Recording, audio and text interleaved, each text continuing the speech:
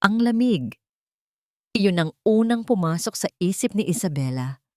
Isang nakakatawang na lamig na tila gumagapang mula sa kanyang mga paa paakyat sa buo niyang katawan.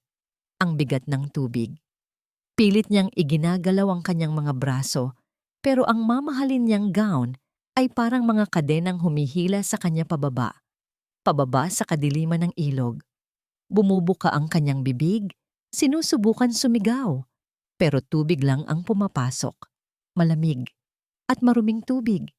Ang huling imahe ng nakatatak sa kanyang isipan ay hindi ang dilim sa ilalim ng ilog, kundi ang mukha ng kanyang asawa, ang mukha ni Victor. Ang mga mata nito na walang emosyon, ang kamay nito na itinulak siya ng walang pag-aalinlangan. Hindi ito totoo. Ang asawa ko. Mahal ako ng asawa ko.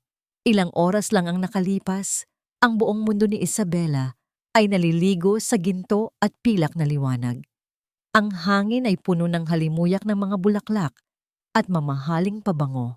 Ang maririnig lang ay ang masayang tawanan at ang mahinang tunog ng mga kopitang nag-uumpugang. Ang kanyang ika-40 na kaarawan. Nakatayo si Victor sa gitna ng bulwagan. Hawak ang isang kopita ng champagne. Ang gwapo niyang mukha ay puno ng pagmamalaki. Isang talumpati? Sabi niya. At ang lahat ay tumahimik. Para sa aking reyna, ang ilaw ng aking buhay, Isabela. Napangiti si Isabela.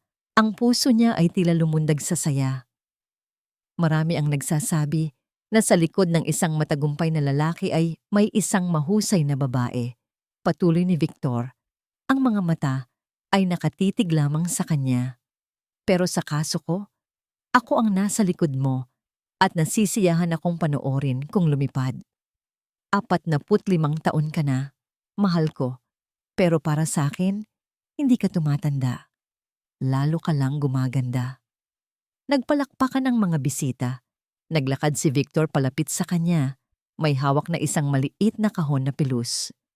Sa loob, isang kwintas na diamante ang kumikinang. Napasinghap si Isabela. Isinuot ito ni Victor sa kanyang leeg. Naramdaman niya ang malamig na haplos ng mga diamante sa kanyang balat. Hinalikan siya nito sa pisngi. Isang halik na mainit at pamilyar. Ito na yon, ang pangarap niya. Pagkatapos ng maraming taon ng pagsisikap, ng walang tulog na mga gabi sa pagbuo ng kanyang company, ito na ang gantimpala. Isang matagumpay na negosyo, isang mapagmahal na asawa, isang pamilya. Lumapit ang kanyang kapatid na si Janelle. May dalang ngiti sa mga labi. "Happy birthday, ate!" Sabi nito sabay yakap ng mahigpit. "You deserve all of this. You deserve everything." "Salamat, Janelle." Halos pabulong na sagot ni Isabela. Ang puso niya ay puno ng pasasalamat. Ngunit sa ibabaw ng balikat ni Isabela, habang nakayakap pa, nagtama ang mga mata ni Janelle at Victor. Isang segundo lang yon. Isang mabilis na sulyap na tila may lihim na pinag-usapan. Pero iwinski ito ni Isabel sa kanyang isip. Guni-guni niya lang siguro. Pagod lang siya. "May isa pa akong sorpresa sa'yo, mahal." Bulong ni Victor sa kanya pagkatapos ng party. Isang lugar na para lang sa ating dalawa. Ang alaala ay kasing linaw ng kristal, pero kasing sakit ng isang punyal. Ang biyahe nila sa kotse, ang malamig na hangin ng gabi, ang tahimik na daan patungo sa isang tulay sa Bulacan. Ang paghawak ni Victor sa kanyang kamay. Ngayon, ang init ng kamay na yon ay napalitan ng nagyayelong lamig ng tubig. Ang matatamis na salita ay napalitan ng isang malupit na katotohanan. Ang halik na yon, sa party. Iyon ang halik ni Judas. Habang unti-unti siyang nilalaman ng dilim, isang boses ang umalingaw-ngaw mula sa itaas. Mas malinaw kaysa sa paghampas ng tubig. Ang boses ni Victor, malamig at walang pakialam. "Tapos na." May isa pang boses, mahina at nanginginig. Ang boses ni Janelle. "Sigurado ka bang?" "Tapos na." Ulit ni Victor, may diin sa bawat salita. "Atin na ang lahat. Atin na ang lahat." Iyon ang huling narinig ni Isabela. Naramdaman niya ang pagbangga ng kanyang katawan, sa isang matigas na bagay sa ilalim ng tubig. At pagkatapos, kadiliman. Para kay Maymay, ang ilog ay isang malaking baul ng kayamanan. Minsan, may mga bote. Minsan may mga piraso ng bakal. Isang beses, nakakuha siya ng isang sapatos na halos bago pa. Pero ngayong umaga, iba ang inanod. Mula sa malayo, mukha itong manikin. Isa sa mga nakikita niya sa mall sa bayan na pinapangarap niyang pasukin. Maputi, nakadamit, at hindi gumagalaw. Ngunit habang papalapit ito sa pampang, sa tabi ng mga pinaglalaban ng kanyang nanay, nakita ni Maymay ang buhok. Totoong buhok na sumasayaw sa agos ng tubig. Hindi ito manikin. Inay! Sigaw niya, ang manipis niyang boses ay nanginginig. Inay, tulong! May tao! May taong nalulunod! Isang matalas na kirot sa kanyang ulo ang gumising kay Isabela. Unti-unti niyang isinulat ang kanyang mga mata. Ang una niyang nakita ay isang kisame ng gawa sa yero. May mga butas na tinatamasa ng liwanag. Nasaan ako? Sinubukan niyang bumangon, pero ang buo niyang katawan ay parang binugbog. Bawat galaw ay may kasamang sakit. May naamoy siya. Amoy ng amag, ng mamasamasang lupa at gamot. Mga dahon ng bayabas na pinakuluan. Isang anino ang tumabon sa liwanag. Isang maliit na mukha, may malalaking mata na puno ng pag-uusisa, ang sumilip sa kanya. Isang batang babae, siguro mga 12 taong gulang. Payat ang katawan at magulo ang buhok. Gising na po siya, inay, sabi ng bata sa mahinang boses. May narinig si Isabela na mahinang pag-ubo mula sa isang sulok.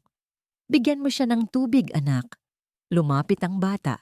May hawak na isang basong plastik na may lamang tubig. Inalalayan siya nitong uminom. Ang lalamunan ni Isabela ay tuyong-tuyo. Salamat, hirap niyang sabi. Ako po si Maymay, pakilala ng bata. Siya po ang nanay ko, si Aling Nita. Iginiit ni Isabela ang kanyang tingin. Sa isang lumang papag sa sulok, may isang babaeng payat na nakahiga na babalot ng kumot. Ang pag-ubo nito ay tila hirap na hirap. Nako, pasensya ka na sa itsura ng aking dampa, sabi ni Aling Nita. Ang boses ay mahina. Si Maymay ang nakakita sa iyo sa pampang. Walang malay, kaya dinala ka na namin dito.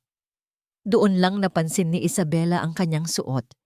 Hindi na ito ang mamahalin niyang gown, kundi isang luma, ngunit malinis na duster. May mga dahon ng bayabas na nakatapak sa kanyang noo. Ang anak ko ang naglinis ng mga sugat mo, dagdag ni Aling Nita. Matapang ang batang yan.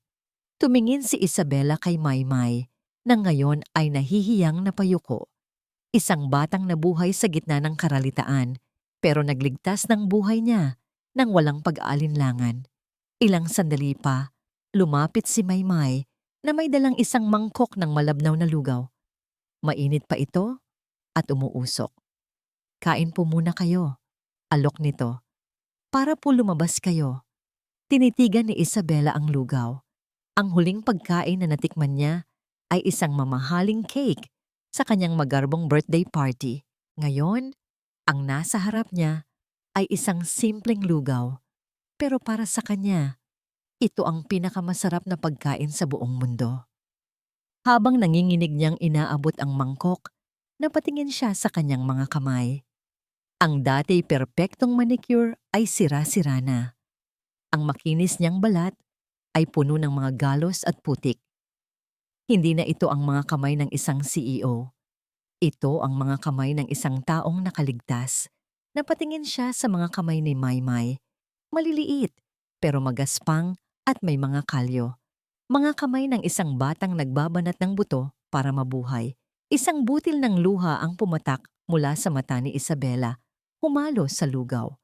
Luha ng pasasalamat, luha ng awa para sa sarili at sa mga taong tumulong sa kanya. Huwag kang mag-alala, ma'am, sabi ni Aling Nita na tila nabasa ang kanyang isip. Ligtas ka rito. Sa gitna ng katahimikan, binuksan ni Aling Nita ang isang maliit at lumang telebisyon. Gumagaralgal ang tunog nito at malabo ang palabas. Ngunit sapat lang para makita ni Isabela ang balita sa gabi. At doon, nanigas siya. Ang kanyang mukha. Ang litrato niya mula sa huling magazine feature ay nasa buong screen. Sa ilalim nito, isang malaking titulo ang nakasulat. Kilalang negosyante Isabela Cruz nawawala matapos ang isang malagim na aksidente. Pagkatapos, lumitaw ang isang pamilyar na mukha sa screen. Si Victor, ang kanyang asawa. Umiiyak ito. Ang mga luha ay umaagos sa kanyang pisngi habang kaharap niya ang mga reporter. Hindi ako nawawalan ng pag-asa, sabi ni Victor. Basag ang boses sa pagitan ng mga hikbi. Nagmamakaawa ako sa inyo. Kung sino man ang nakakita sa aking asawa, please, ibalik niyo na siya sa akin. Mahal na mahal ko si Isabela. Hindi ko kakayanin kung mawawala siya. Nabitawan ni Isabela ang mangkok. Kumalat ang lugaw sa sahig na lupa. Ang kanyang paghinga ay bumilis. Ang mga salita ni Victor ay umalingaw-ngaw sa kanyang isipan, kasabay ng alaala ng huling sinabi nito sa tulay. Tapos na, atin na ang lahat. Ang imahe ng umiiyak niyang asawa sa telebisyon at ang alaala ng demonyong nagtulak sa kanya sa ilog ay nagsalpukan sa kanyang utak. Isang kasinungalingan. Isang perpektong pag-arte na nagpabagsak sa buong mundo niya sa pangalawang pagkakataon. Ang lugaw ay malamig na sa sahig na lupa, ngunit hindi ito napapansin ni Isabela. Ang mga mata niya ay nakapako sa screen ng telebisyon sa imahe ng kanyang asawa na nagpapanggap na isang santong nagdadalamhati. Isang halimaw, isang perpektong aktor. Pagkatapos ni Victor, si Janelle naman ang humarap sa kamera. Ang kanyang kapatid. Ang mga mata nito ay namumugto. Ang boses ay paos. Hindi po namin alam kung anong gagawin, sabi ni Janelle. Nanginginig ang mga labi. Si Ate Isabela po ang sandalan naming lahat. Ang lakas ng pamilyang ito. Sana po ay mahanap na siya. Napatiimbagang sa Isabela. Ang mga kamay niya ay naikuyom ng napakahigpit. Gusto niyang sumigaw. Gusto niyang basagin ang maliit na telebisyon. Gusto niyang ipagsigawan sa buong mundo ang kanilang kasinungalingan. Ngunit bago pa man may lumabas na tunog sa kanyang bibig, naramdaman niya ang isang marahang tapik sa kanyang braso. Si Aling Nita, nakatingin sa kanya ng may pag-aalala, ay dahan-dahang umiling at itinuro ang isang daliri sa kanyang mga labi. Isang paalala na manahimik. Naintindihan ni Isabela. Kahit sa gitna ng kanyang galit, alam niyang nasa panganib siya. Ang isang maling galaw, isang malakas na sigaw, ay maaaring maging katapusan niya. Isang alaala nang biglang sumakit sa kanyang isipan. Isang taon na ang nakalipas. Lumuwas si Janelle sa opisina niya, umiiyak. Nalugi na naman ang maliit na negosyo nito at baon na baon sa utang. Walang pag-aalinlangan. Pumirma si Isabela ng isang tseke. Ate, hindi ko alam kung paano ka mababayaran, sabi ni Janelle noon habang yakap-yakap siya. Huwag mo nang isipin yon, sagot ni Isabela, hinahaplos ang buhok ng kapatid. Pamilya tayo. Ang problema mo ay problema ko rin. Pamilya. Ang salitang yon ngayon ay parang lason sa kanyang dila. Ang apoy sa kanyang dibdib ay nagbabaga. Pinapalakas ng bawat pekeng luha na nakita niya. Ngunit hindi lang galit ang nararamdaman niya. May isa pang damdamin na nagsisimula ng sumibol. Lumapit si Maymay. Sa maliit nitong kamay, may hawak itong isang nilagang itlog. Dahan-dahan niya itong inilapag sa tabi ni Isabela. Pasensya na po sa natapon na lugaw, mahinang sabi ng bata. Ito na lang po ang natira, para po sa inyo. Tumingin si Isabel sa itlog pagkatapos sa isa mukha ni Maymay. Sa mundong ginagalawan niya, ang isang itlog ay walang halaga. Ngunit dito, sa dampang ito, kung saan ang bawat pagkain ay pinaghihirapan, ang isang itlog ay isang kayamanan. isang sakripisyo, at ibinibigay ito sa kanya. Isang estranghero. Hindi na napigilan ni Isabela ang mga luha, pero hindi na ito luha ng pighati o kawalan ng pag-asa. Ito ay luha ng isang malalim na realisasyon. Ang mga taong nagtaksil sa kanya ay ang mga taong binigyan niya ng lahat. Ngunit ang mga taong nagligtas sa kanya ay ang mga taong walang-wala. Hinawakan niya ang kamay ni Maymay. "Salamat," sabi niya. Ang boses ay basag, ngunit puno ng sinseridad. "Maraming salamat." Hinintay niyang makatulog si Maymay at ang ina nito. Tahimik siyang bumangon at lumapit sa isang basag na salamin na nakasabit sa dingding na gawa sa karton. Tinitigan niya ang kanyang refleksyon. Ang babae sa salamin ay hindi na si Isabel Cruz, ang reyna ng Makati. Ang buhok nito ay magulo. Ang mukha ay may mga pasa at galos. Ang mga mata ay pagod. Ngunit sa gitna ng pagod na iyon, may isang ningas na hindi niya pa nakikita dati. Isang ningas ng determinasyon. Hindi na siya iiyak. Hindi na siya matatakot. "Babangon ako," sabi niya sa kanyang sarili. "Sisingilin ko sila sa lahat ng ginawa nila. Hindi lang para sa kumpanya. Hindi lang para sa pera." Naalala niya ang alok ni Maymay. Ang isang itlog. "Gagawin ko to para sa hustisya. Para sa mga taong tulad nila, na ang tanging yaman ay ang kabutihan ng kanilang puso." Lumingon siya kay Aling Nita, na nagising pala at tahimik na nagmamasid sa kanya.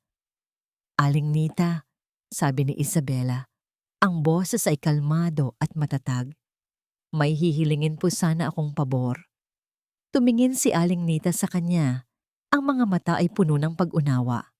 Tumango ito. "Meron po akong isang taong kailangan tawagan. Isang tao sa dati kong buhay na mapagkakatiwalaan ko.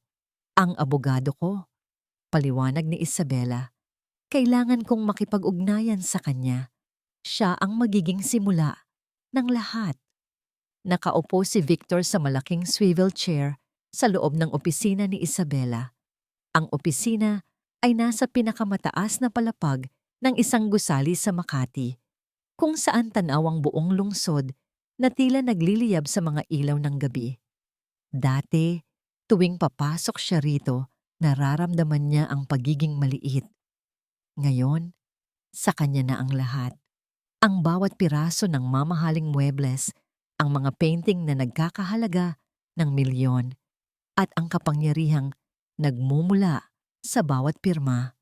Ito ang katarungang matagal na niyang hinintay. Ngunit sa kabila ng lamig ng aircon, nararamdaman ni Victor ang butil-butil na pawis sa kanyang noo. Binuksan niya ang kanyang drawer at kinuha ang isang makapal na envelope. Sa loob ay mga litrato niya sa loob ng isang kasino at mga dokumento ng mga utang na hindi na niya kayang bayaran. 100 milyong piso. Kung hindi siya kumilos, hindi lang ang pangalan niya ang mawawala, pati ang buhay niya ay kukunin ng mga taong pinagkakautangan niya. Biglang bumukas ang pinto. Pumasok si Janelle. Maputla ang mukha at nanginginig ang mga kamay. "Victor, hindi ko na kaya," bulong ni Janelle. Halos hindi lumalabas ang kanyang boses. "Tuwing ipipikit ko ang mga mata ko, nakikita ko ang mukha ni ate. Nakikita ko siya sa tubig." Tumayo si Victor at mabilis na pinalitan ng hipag. Hinawakan niya ito ng mahigpit sa mga balikat. Masyadong mahigpit. "Tumigil ka, Janelle," utos niya. Ang boses ay parang haplos ng isang ahas. Wala na siya. Patay na si Isabela. At kung gusto mong manatiling matiwasay ang buhay mo, kailangan maniwala ka sa sarili mong kasinungalingan. "Pero Victor, ang daming nagtatanong, ang mga pulis, ang media." "Hayaan mo silang magtanong," sigaw ni Victor. Dahilan para mapatalon si Janelle. Humingi siya ng malalim at pinalambot ng kanyang boses. "Naalala mo ba ang sulat ni Papa niyo bago siya mamatay? Ang sulat na itinago ni Isabela?" Napatitig si Janelle sa kanya. Sinabi doon na ikaw ay walang kakayahan, na si Isabela lang ang dapat humawak ng lahat dahil ikaw ay mahina. Patuloy ni Victor, ginagatungan ng apoy ng selos sa puso ni Janelle. Yun ba ang gusto mong balikan? Ang maging anino lang ng kapatid mo habang buhay. Ngayon, ikaw na ang vice-presidente. Ikaw na ang tinitingala. Yumuko si Janelle, ang galit sa kanyang puso para sa namayapang ama at sa perpektong kapatid ay unti-unting lumalamig sa kanyang konsensya. Gawin mo ang trabaho mo, sabi ni Victor habang bumabalik sa kanyang mesa. Ayusin mo ang mga transfer ng pondo. Kailangan nating ilipat ang mga assets bago pa magkaroon ng formal na deklarasyon ng pagkamatay niya. Tumango si Janelle at dahan-dahang lumabas ng silid. Maiwang mag-isa si Victor. Kinuha niya ang isang baso ng whiskey at tinungga ito.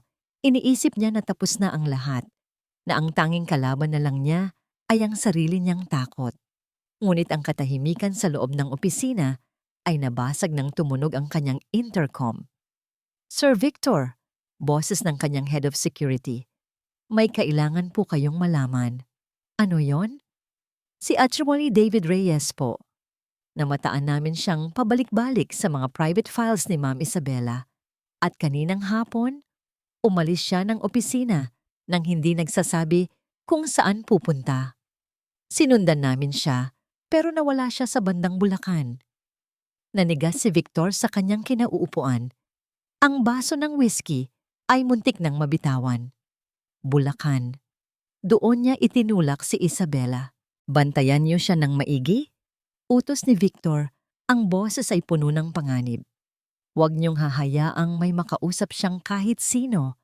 At alamin niyo kung ano ang hinahanap niya sa Bulacan. Ibinaba ni Victor ang intercom. Tumingin siya sa bintana, sa madilim na abot-tanaw. Sa unang pagkakataon, naramdaman niya na ang anino sa sulok ng opisina ay hindi lang gawa ng kanyang imahinasyon, tila may nagmamasid sa kanya. Ang babaeng nakatingin kay Isabela mula sa maruming salamin sa banyo ay isang estranghero. Nakasuot ito ng lumang duster na bigay ni Aling Nita. May suot na kupas na sombrero para itago ang kanyang buhok at may malaking panyo na nakatakip sa kalahati ng kanyang mukha na para bang nag-aalala sa alikabok ng kalsada. Natutunan niyang ibahin ang kanyang lakad, bahagyang hukot, mabagal, tulad ng isang karaniwang babae na pagod na sa maghapon na pagkayod. Siya na ito ngayon, isang anino, isang multo sa sarili niyang buhay. Sa tulong ng isa sa mga kapitbahay ni Aling Nita na may-ari ng isang tricycle, nagpahatid si Isabela sa bayan. Bawat sasakyang pulis na dumadaan ay pagpapatigil sa kanyang paghinga. Bawat taong napapatingin sa kanya ay tila isang banta. Ang tagpuan nila ay isang maliit na karinderya sa gilid ng palengke. Maingay, masikip, at amoy piniritong isda at bawang. Perpekto para sa isang lihim na pag-uusap. Ilang minuto pa, dumating si Attorney David Reyes, ang kanyang matapat na abogado, isang lalaking mas bata sa kanya, pero pinagkakatiwalaan niya ng buo. Mukha itong balisa, at ang mamahalin nitong suit ay tila hindi bagay sa lugar. Umupo ito sa tapat niya. Hindi siya tinitingnan sa mata. Sino po sila? Ano po ang kailangan niyo? Tanong nito. Ang boses ay formal at maingat. David, sabi ni Isabela. Ang boses ay bahagyang nagbago dahil sa panyo. Huwag kang maingay. Makinig ka lang. Nakakunot noo ang abogado. Tinitigan siya nito ng maigi. May biglang nagbago sa mga mata nito. Isang kislap ng pagkilala na agad ding napalitan ng pagkalito. Ako to David, si Isabela. Halos mapatalon si Attorney Reyes sa kanyang upuan. Namutla ang kanyang mukha. Imposible, pabulong niyang sabi. Patay na si Ma'am Isabela. Iyon ang sabi ng lahat. Iyon ang gusto nilang paniwalaan mo. Mahinang sagot ni Isabela. David, kailangan kong malaman. Kanino ka pa rin tapat? Nanginginig ang kamay ni Attorney Reyes habang inaabot ang baso ng tubig. Sa inyo, ma'am. Palagi. Kung gayon, patunayan mo. Huminga ng malalim si Isabela. Naaalala mo ba noong binubuo pa lang natin ang Cruz Holdings, noong pinirmahan natin ang corporate charter. May isang clause doon na, ako lang at ikaw ang nakakaalam. Isang safety protocol na ako mismo ang nagpapalagay. Tumingin sa kanya si David, sinusubukan alalahanin. Clause 7B, sabi ni Isabela, may diin sa bawat salita. In case of my incapacitation or questionable demise, all executive powers are to be frozen and a third-party audit must be initiated. Hindi yun alam ni Victor. Hindi yun alam ni Janelle. Ikaw at ako lang. Biglang nanlaki ang mga mata ni Attorney Reyes. Ang huling bahid ng pagdududa ay nawala. Napalitan ng purong pagkagimbal at paghanga. Ito nga ang kanyang boss. Matalino, maingat, at laging isang hakbang sa unahan. Ma'am Isabela, buhay kayo. Bulong niya na para bang isang dasal. Hindi ako makapaniwala. Wala na tayong oras. Putol ni Isabela. Alam kong si Victor na ang may hawak ng lahat.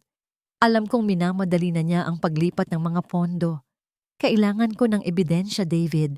Mga bank statement, mga pinirmahan ng kontrata, lahat ng transaksyon na ginawa niya mula noong araw ng aksidente. Gagawin ko, ma'am. Mabilis na sagot ni David. Ang boses ay puno na ng determinasyon. May hinala na ako sa mga ginagawa niya. Iyon ang dahilan kung bakit ako nagpunta sa Bulacan. Sinusubukan kong hanapin ang katotohanan. Mag-ingat ka, David. Mapanganib si Victor. Hindi mo alam kung anong kaya niyang gawin. Mas mapanganib po kung hahayaan natin siyang magtagumpay, sabi ng abogado. Matapos ang ilang minuto pa ng pagpaplano, unang tumayo si Isabela. Aalis na ako. Mag-ingat ka. Naglakad siya palabas ng karinderya, pabalik sa abalang kalsada. Sa unang pagkakataon sa loob ng ilang linggo, nakaramdam siya ng isang maliit na sinag ng pag-asa. May kakampi na siya. Ang unang hakbang ay ginagawa na. Habang naglalakad siya sa tabi ng isang hilera ng mga tindahan, isang pamilyar na bulto ang lumabas mula sa isang mamahaling butik. Si Janelle, may dala itong maraming paper bag at masayang nakikipag-usap sa kanyang cellphone. Ang dati laging nakasimangot niyang kapatid ay tila walang anumang problema sa mundo. Tumigil sa pagtibok ang puso ni Isabela. Napahinto siya, napayuko at nagkunwaring nag-aayos ng tsinelas. Ilang pulgada lang ang layo nila sa isa't isa. Kung lilingon si Janelle, kung titingnan lang siya nito sa mata. Pero dumaan lang si Janelle, abala sa kanyang pagtawag sa telepono. Nakahinga ng maluwag sa Isabela nang makalayo na ito. Ngunit ang munting pag-asa na nararamdaman niya kanina ay nabahiran na ng isang mapait na katotohanan. Habang siya ay nabubuhay sa anino, ang kanyang kapatid ay nagpapakasasa sa kayamanang diniligan ng kanyang dugo. Ang mga sumunod na araw ay naging isang routine para kay Isabela. Sa umaga, tinutulungan niya si Aling Nita sa mga gawaing bahay. Sa tanghali, habang si Maymay ay nangangalakal, siya ay naghihintay sa isang tawag mula kay David gamit ang lumang cellphone ng kanilang kapitbahay. Ang balita mula kay David ay pare-pareho. Unti-unti niyang nakokopya ang mga dokumento, ngunit si Victor ay paghihigpit ng seguridad. Parang isang ahas na nagbabantay sa kanyang lungga. Kailangan nilang maging mas maingat. Isang hapon, pagod na umuwi si Maymay mula sa pangangalakal, ngunit may dala itong isang lapis at ilang piraso ng papel na napulot nito sa basurahan ng isang eskwelahan. Umupo ito sa sahig na lupa at nagsimulang gumuhit. Anong gumuguhit mo, anak?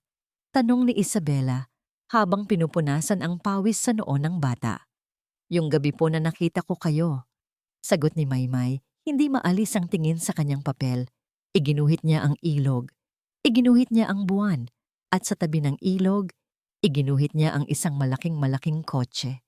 Wow, ang ganda naman ng kotse mo, sabi ni Isabela. Maganda po talaga yon, sabi ni Maymay. Makintab po at itim. Tapos, may 2 tao po sa labas. Biglang pagtigil sa paghahabi ng kung anuman si Isabela. 2 tao? Opo. Itinuro ng bata ang 2 figura na iginuhit niya. Isang mataas na stick figure at isang mas maliit na may mahabang buhok. Sila po yung nagtapon ng manikin sa ilog. Ang paghinga ni Isabela ay tila huminto. Dahan-dahan siyang lumuhod sa tabi ni Maymay para hindi ito takutin. Ano pa ang nakita mo, anak? Tanong niya. Pinipilit na maging kalmado ang kanyang boses. Madilim po kasi, sabi ni Maymay. Pero nakita ko po na parang takot ang babae. Yung may mahabang buhok. Tapos po, sinigawan siya ng lalaki. Pero hindi ko po narinig yung sinabi niya. Isang lalaking matangkad. Isang babaeng may mahabang buhok na tila takot. Si Victor at si Janelle. Ang mga piraso ng puzzle ay nabuo sa isipan ni Isabela nang may nakakarinig ng kalinawan. Hindi niya ito naisip. Sa sobrang pagtutok niya sa pagkuha ng mga dokumento, hindi niya naisip na ang pinakamalakas na ebidensya ay nasa tabi niya lang pala. Si Maymay, siya ang saksi, isang alon ng pag-asa ang bumuhos sa puso ni Isabela. Isang eyewitness, isang taong nakakita sa krimen mismo. Ito na ang babasag sa lahat ng kasinungalingan ni Victor. Ngunit kasabay ng pag-asang yon, isang malamig na takot ang gumapang sa kanyang likuran kung malaman ito ni Victor. Kung malaman niyang may isang batang nakakita sa lahat, anong gagawin niya? Ang taong nagtangkang pumatay sa sarili niyang asawa ay hindi nagatubiling patahimikin ang isang bata. Tumingin si Isabela kay Maymay, na ngayon ay masayang kinukulayan ang kanyang iginuhit. Hindi na niya ito nakikita bilang isang saksi, kundi bilang isang inosenteng bata na nasa bingit ng isang napakalaking panganib. Isang panganib na siya mismo ang nagdala. Hindi niya namalayan, nanginginig na pala ang kanyang mga kamay. Bigla niyang niyakap si Maymay ng mahigpit. Nagulat ang bata sa biglaang pagyakap. Bakit po? Tanong ni Maymay. Wala, anak, sabi ni Isabela. Ipinakita ang kanyang mga mata at langhap ang amoy ng pagod na bata. Mahalaga ka sa akin. Mahalaga kayong dalawa ng nanay mo. Hinigpitan pa niya ang yakap. Nandito lang ako. Hindi ko hahayaang may mangyaring masama sa inyo ng nanay mo. Pangako. Kinagabihan, habang mahimbing na natutulog si Maymay, isang mensahe ang dumating sa lumang cellphone mula kay David. Tawagan mo ako. Agad, nagpunta si Isabel sa pinakatahimik na sulok ng kanilang lugar. Nanginginig niyang tinawagan ang numero. David, anong nangyari? Ang boses sa kabilang linya ay mababa at apurado. Ma'am, mag-ingat po kayo. Nag-hire si Victor ng mga private investigator. May mga tao siyang pinapunta dyan sa Bulacan. Pagtatanong-tanong daw tungkol sa mga kakaibang pangyayari malapit sa ilog noong gabi ng aksidente. Nanlalamig ang buong katawan ni Isabela. Tumingin siya sa bintana ng kanilang munting dampa kung saan natutulog ng mahimbing ang batang nag-iisang saksi sa kanyang kaso. Ang panganib ay hindi na isang ideya lang. Papalapit na ito. Ang babala ni David ay naging isang bangungot na nagkatotoo. Makalipas ang 2 araw, dumating sila. 2 malaking lalaki na nakamotorsiklo. Matitigas ang mukha at may mga matang tila laging naghahanap ng away. Pumarada sila sa gitna ng maliit na komunidad at ang dating maingay na lugar ay biglang natahimik. Nakatago si Isabela sa loob ng dampa, sumisilip sa isang maliit na butas sa dingding. Kasama niya si Maymay na mahigpit ang kapit sa laylayan ng kanyang duster. Naghahanap kami ng impormasyon. Sigaw ng isa sa mga lalaki. May nakita raw na babae dito, inanod sa ilog. May alam ba kayo? Walang umimik sa mga residente. Ang takot ay mababasa sa kanilang mga muuka. Nainip ang isa sa mga lalaki. Sinipa niya ang isang kaldero ng kanin na nakasabit sa labas ng isang bahay. Kumalat ang kanin sa lupa. Kapag walang nagsalita, Lahat kayo madadamay. Nagsimula silang paghalughog. Binabaliktad ang mga kahon, sinisipon ang mga pinta ng mga barong-barong. Ang kanilang sadya ay hindi lang maghanap, kundi manakot. At pagkatapos, huminto sila sa tapat ng dampa ni Aling Nita. Mukhang dito yon, sabi ng isa. Itinuturo ang mga damit na nakasampay, kasama doon ang duster na suot ni Isabela noong una. Isang malakas na sipa ang sumira sa kanilang pinto. Pumasok ang mga lalaki. Agad na itinago ni Isabela si Maymay sa kanyang likuran. "Sino ka?" tanong ng lalaki kay Isabela. Tinititigan siya mula ulo hanggang paa. Hindi nakasagot si Isabela, ngunit bago pa man may mangyari, lumabas si Aling Nita mula sa kanyang silid, nanginginig, ngunit pilit na tumatayo sa pagitan nila at ni Isabela. "Walang ibang tao rito, kundi kami lang ng anak ko," sabi ni Aling Nita, ang boses ay garalgal. "Umalis na kayo." Nakita ni Isabela ang matinding takot sa mga mata ni Aling Nita. Nakita niya kung paano nito sapu-sapo ang kanyang dibdib. "Inay?" Narinig niyang bulong ni Maymay. Biglang napahawak si Aling Nita sa lalamunan. Hirap na hirap huminga. Ang kanyang mga mata ay nanlalaki. Ang mahina niyang pag-ubo ay naging isang nakakakilabot na paghihingalo. Hika. Ang kanyang hika ay inatake dahil sa matinding takot at stress. Nawala ang pagiging siga ng dalawang lalaki. Nagkatinginan sila, tila nagulat sa nangyari, at mabilis na lumabas. "Inay! Inay!" Isang nakakabinging sigaw ng kumawala mula kay Maymay. Nawala na sa isip ni Isabela ang panganib. Ang tanging nakikita niya ay ang babaeng nagligtas sa kanya, na ngayon ay nag-aagaw buhay sa kanyang harapan. Sa tulong ng mga kapitbahay, isinugod nila si Aling Nita sa pinakamalapit na pampublikong ospital. Ang mga sumunod na oras ay isang malabong pagkakasunod-sunod ng amoy ng gamot, ng mga tunog ng makina, at ng walang katapusang paghihintay. Nakaupo si Isabela sa isang plastik na upuan sa labas ng emergency room, yakap-yakap si Maymay na hindi tumitigil sa pag-iyak. "Ako ang may kasalanan nito." Paulit-ulit na sinasabi ng isang boses sa kanyang isipan. "Dinala ko ang mga demonyo ng Makati sa paraisong ito ng mga simpleng tao." Lumabas ang doktor, seryoso ang muka. Ang nanay ng bata, nagkaroon siya ng status asthmaticus, isang malubhang atake ng hika.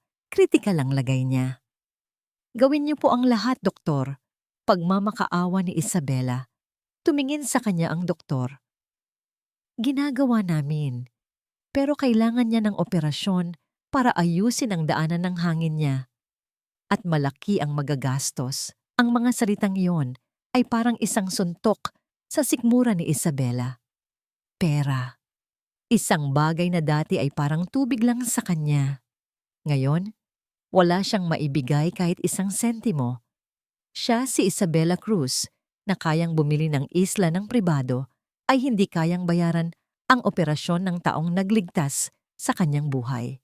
Tumingin siya kay Maymay na nakatingala sa kanya. Ang mga mata ay puno ng luha at pag-asa na para bang siya ang makakapagligtas sa ina nito. Sa sandaling iyon, gumuho ang lahat ng determinasyon ni Isabela. Ang kanyang galit, ang kanyang uhaw sa hustisya. Lahat ay nawalan ng halaga. Ano ang saysay ng pagbawi sa isang kumpanya kung ang kapalit nito ay ang buhay ng mga inosenteng tao? Kinuha niya ang lumang cellphone mula sa kanyang bulsa. Nanginginig niyang hinanap ang numero ni Attorney Reyes. "Susuko na ako. Sasabihin ko sa kanya na itigil na ang lahat. Hahayaan ko na si Victor. Hahayaan ko na sila. Basta't matigil na ito. Basta't mailigtas lang si Aling Nita at maging ligtas si Maymay." Habang idinadial niya ang numero, naramdaman niya ang paghawak ng isang maliit na kamay sa kanyang braso. Si Maymay. Tumingala ito sa kanya. Ang mukha ay basang-basa ng luha, ngunit ang mga mata ay may kakaibang tatag.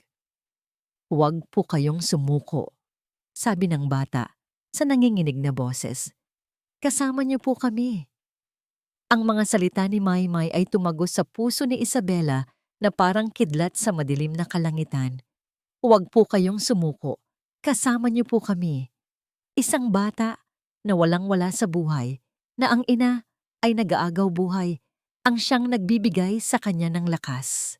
Isang bata na dapat niyang protektahan, pero ngayon ay siyang nagiging kalasag niya.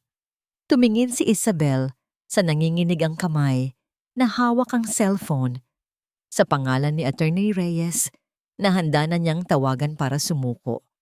Ang ulap ng pagdadalamhati at pagkakasala na bumabalot sa kanyang isipan ay unti-unting nawala.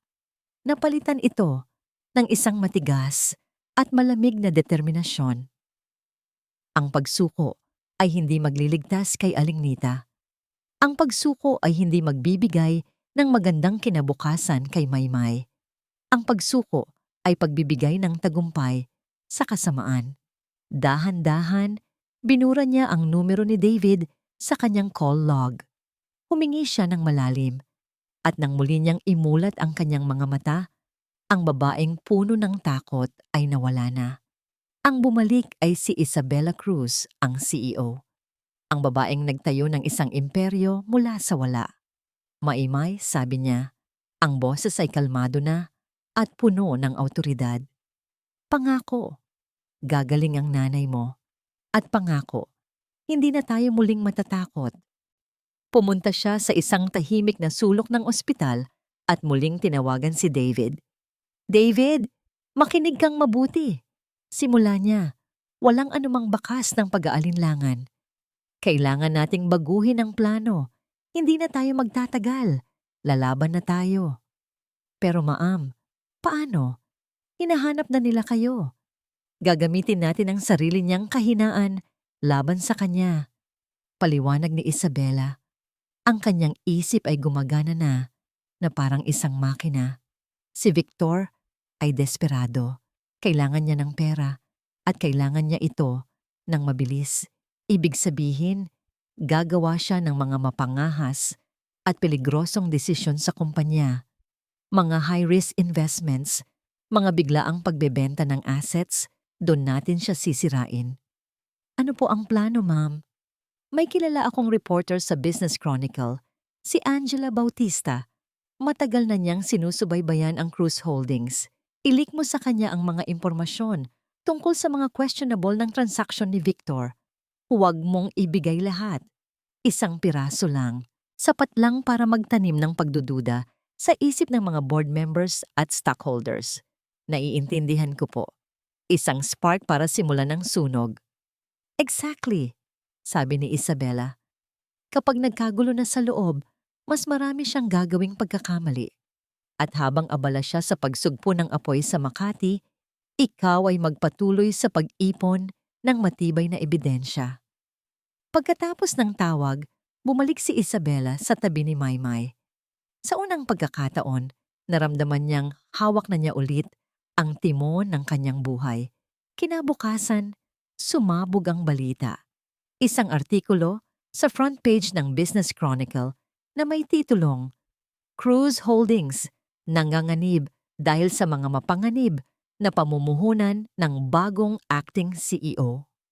Sa isang high-tech na opisina sa Makati, ibinato ni Victor ang kanyang tablet sa pader. Nagkalat ang mga piraso nito sa sahig. Sino ang naglabas nito? Sigaw niya sa kanyang mga tauhan. Alamin niyo kung sino ang traidor. Ang balita ay nagdulot ng panik. Bumagsak ang presyo ng stocks ng kumpanya. Sunod-sunod ang tawag mula sa mga miyembro ng board. Sa gitna ng kaguluhan pumasok si Janelle sa opisina, hawak ang dyaryo. Victor, ano to? Sabi mo kontrolado mo ang lahat. Manahimik ka. Sigaw ni Victor.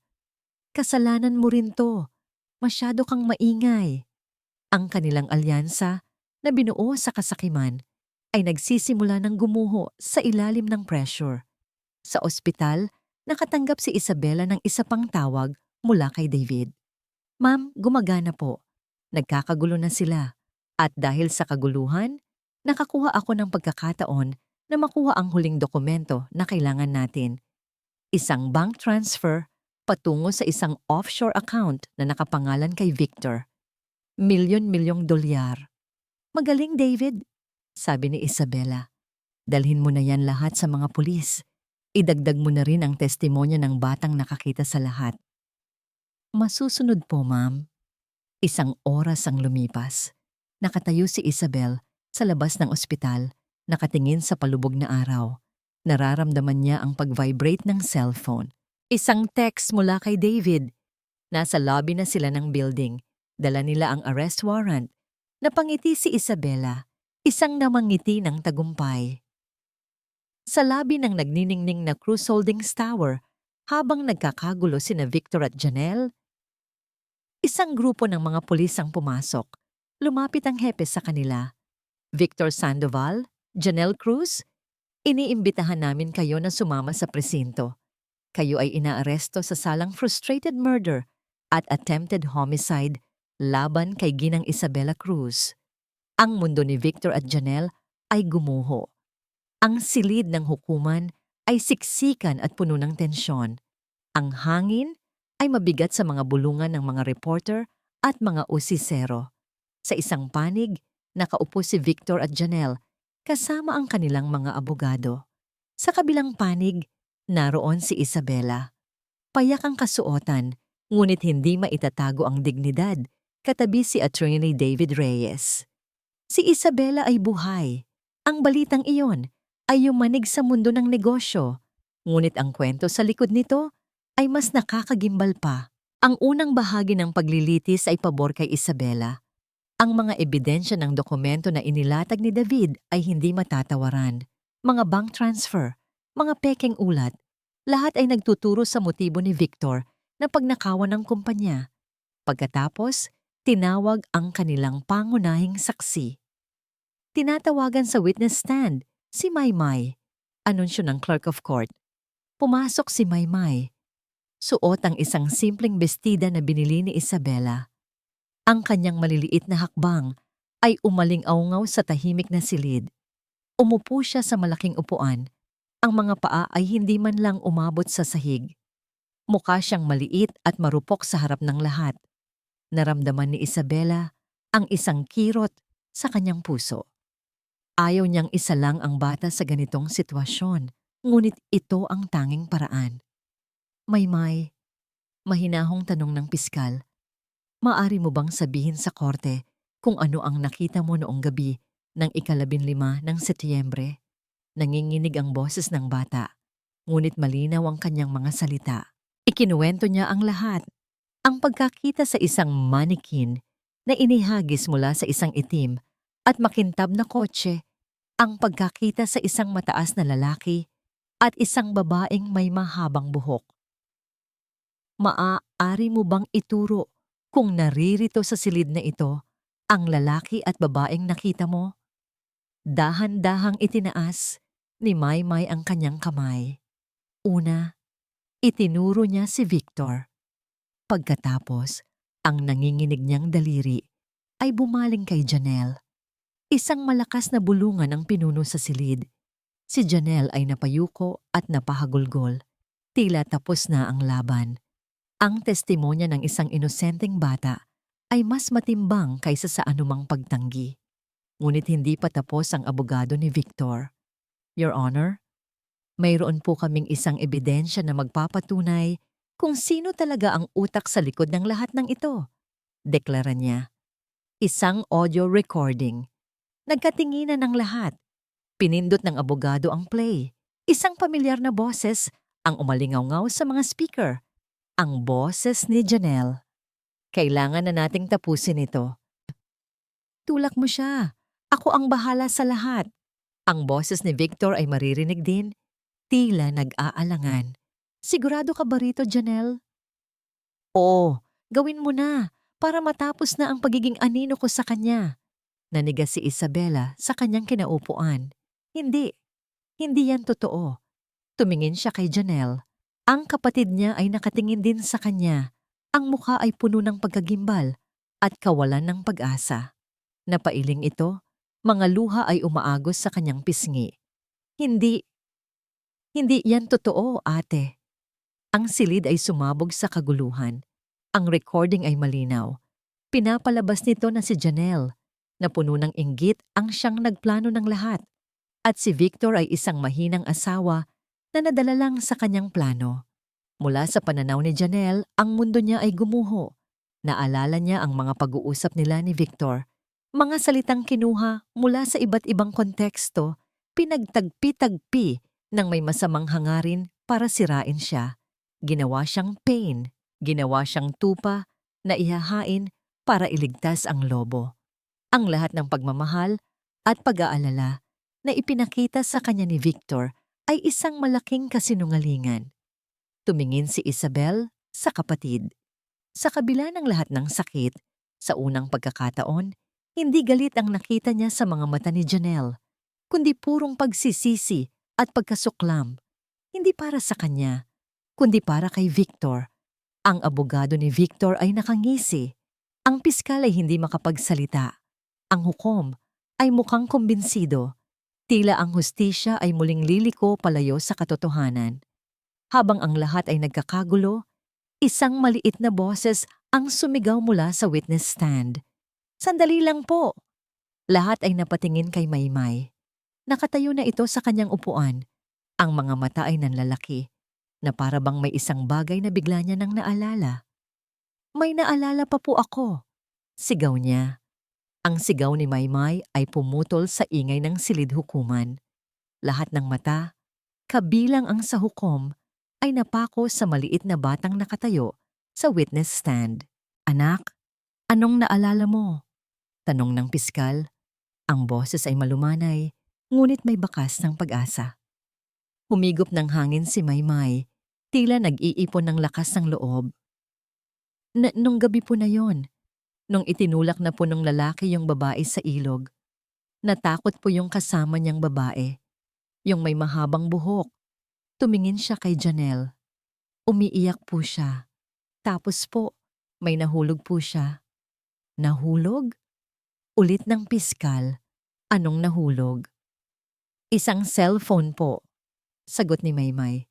"Nakita ko po kasi kumislap. Kulay pink po yung case niya. Tapos po may mga parang bituin na kumikinang. Ang ganda po." Isang cellphone na kulay pink.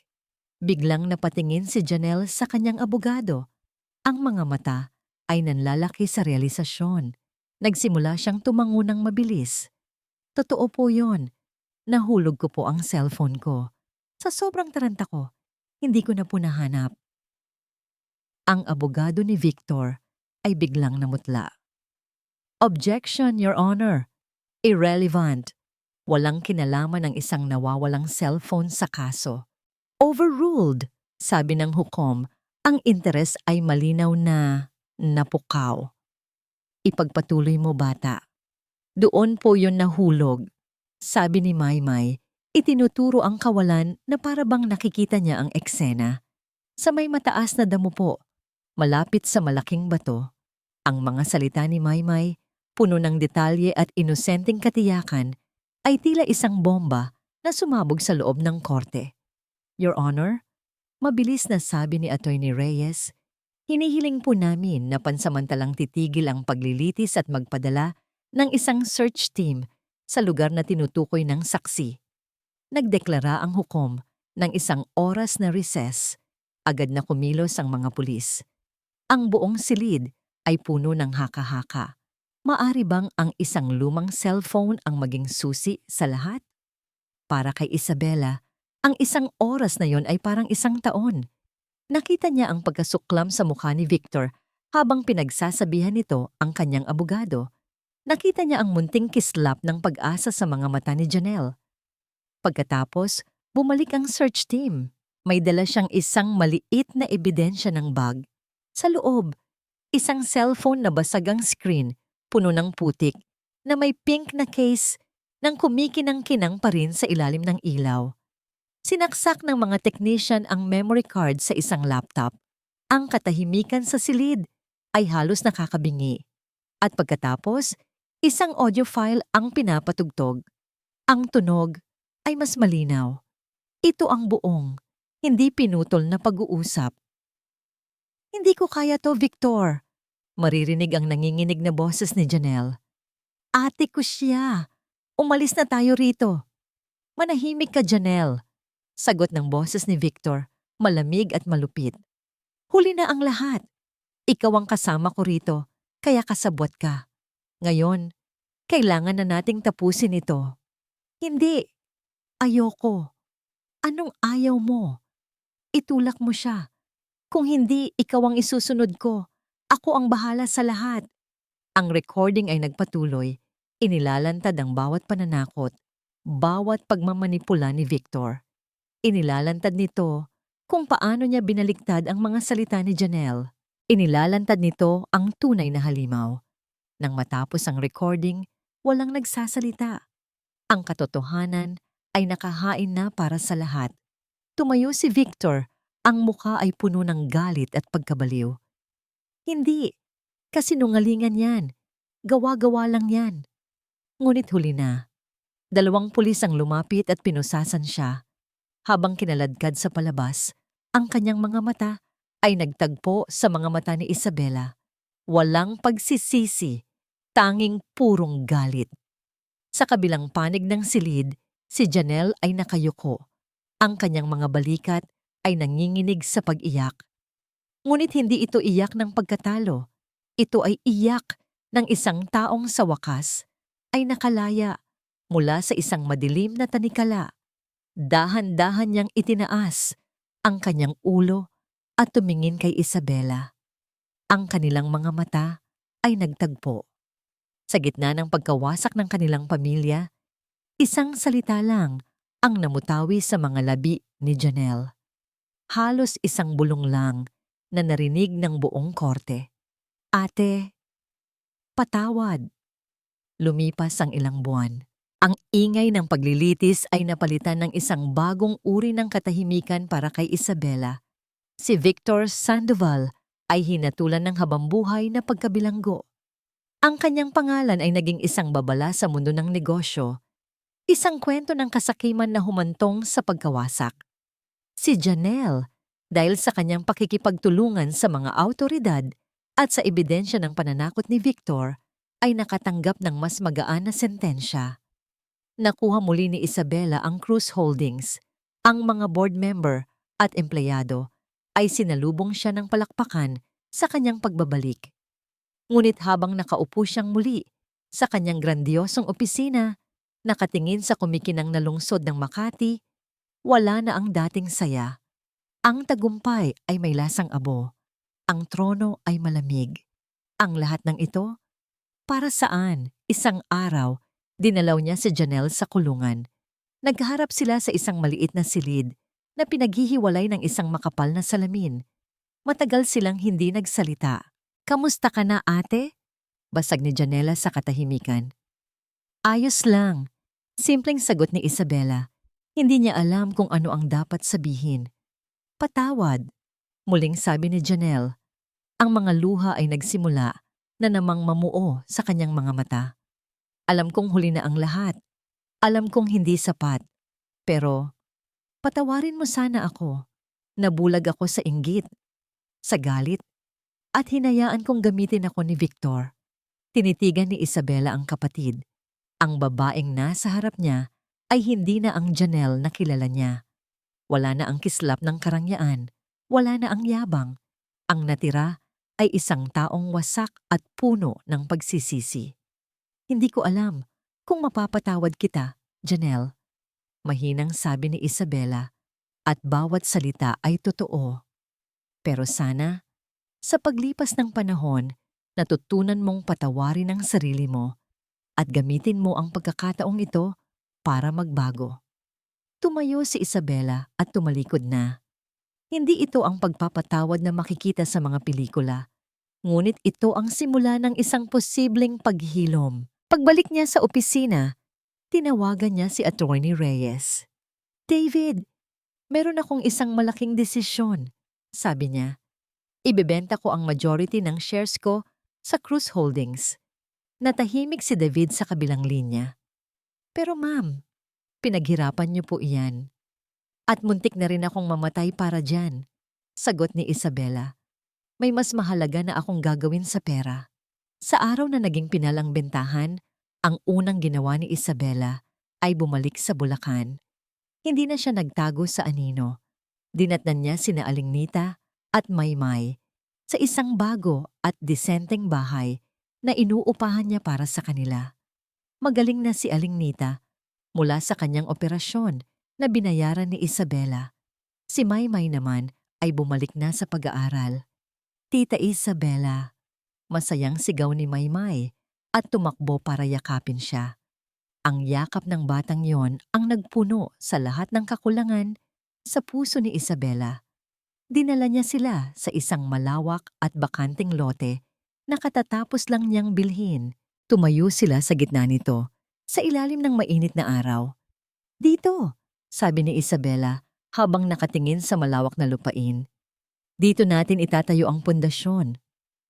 "Pundasyon po?" tanong ni Aling Nita. Ngumiti si Isabela, isang tunay na ngiti na hindi niya binigay sa loob ng maraming taon. "Oo, isang pundasyon na tutulong sa mga batang tulad ni Maymay. Magbibigay ng libreng edukasyon, libreng gamot at isang ligtas na lugar para maglaro at mangarap." Tumingin siya kay Maymay na nakatingala sa kanya ng may paghanga. "Tatawagin natin itong Maymay Foundation." Sa unang pagkakataon, mula nang mangyari ang lahat, habang nakatayo sa lupaing iyo na pagtatayuan ng pag-asa, naramdaman ni Isabela ang tunay na kapayapaan. Ang imperyong binuo niya sa bakal at salamin ay hindi nagbigay sa kanya nito. Ang tunay na yaman pala ay hindi nasusukat sa pera, kundi sa mga buhay na kaya mong baguhin. Isang taon ang lumipas, ang dating bakanting lote ay isa na ngayong makulay na gusali na puno ng buhay. Ang tawanan ng mga bata ay umalingaw-ngaw sa palaruan. Sa loob ng mga silid-aralan, maririnig ang tunog ng pag-aaral at pagtuklas. Ito ang unang sentro ng Maymay Foundation. Nakatayo si Isabel sa gilid, hindi bilang isang CEO o isang kilalang personalidad, kundi bilang isang simpleng tagamasid. Ang kanilang kasuotan ay simple lang, ngunit ang ngiti sa kanyang mga labi ay mas maningning pa kaysa sa alinmang diamanteng isinuot niya noon. Ang araw na yon ay ang formal na inaugurasyon ng pundasyon. May malaking entablado sa gitna at ang espesyal na panauhin ay walang iba kundi ang batang ipinangalan sa lugar. Umakyat si Maymay sa entablado. Hindi na siya ang payat at mahiyain na batang nangangalakal sa tabi ng ilog. Siya ay malusog, kumpiyansa, at ang kanyang mga mata ay nagniningning. "Magandang hapon po sa inyong lahat." Simula niya sa mikropono, ang kanyang boses ay malinaw at matatag. "Dati po, ang pangarap ko lang ay makakain kami ni Inay ng 3 beses sa isang araw. Ngayon po, dahil kay Tita Isabela, natutunan ko pong mangarap ng mas malaki." Tumingin siya sa direksyon ni Isabela at ang kanilang mga mata ay nagtagpo. Itinuro po niya sa akin na kahit sa pinakamadilim na gabi, ang isang maliit na kabutihan ay maaaring maging isang bituin. Itinuro po niya sa amin na ang pag-asa ay laging nariyan. Kailangan lang nating itong hanapin. O kung minsan, kailangan lang nating itong itayo. Nagpalakpakan ang mga tao. Napaluha si Isabela, ngunit ito ay luha ng purong kagalakan. Lumapit sa kanya si Aling Nita na ngayon ay malakas na at nagtatrabaho bilang isa sa mga tagapangasiwa ng kusina ng pundasyon. Hinawakan nito ang kanyang kamay. "Salamat sa lahat, Isabela," sabi ni Aling Nita. "Binago mo ang buhay naming lahat." Umiling si Isabela. "Kayo," sabi niya. "Kayo ang nagbago sa akin." Pagkatapos ng programa, sinalubong siya ng yakap ni Maymay.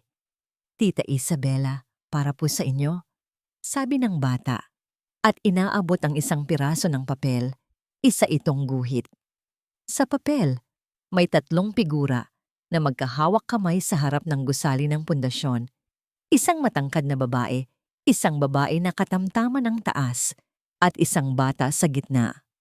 Sa ilalim nito, may nakasulat sa hindi pa perpektong sulat kamay, "Ang aking pamilya." Tinitigan ni Isabela ang guhit. Dito, sa gitna ng ingay at saya ng mga batang tinutulungan niya, sa tabi ng babae at batang nagligtas sa kanya, naintindihan niya ang lahat. Nawala sa kanya ang isang pamilyang binubuo sa dugo at kayamanan, ngunit pinalitan ng kasinungalingan. Ngunit natagpuan niya ang isang bago, isang pamilyang hindi nakabatay sa dugo, kundi sa pagmamahal, sa sakripisyo, at sa kabutihang loob na walang hinihintay na kapalit. Niyakap niya ng mahigpit ang mag-ina. Ang kanyang puso, na minsan ay winasak ng pagtataksil, ay buo na muli.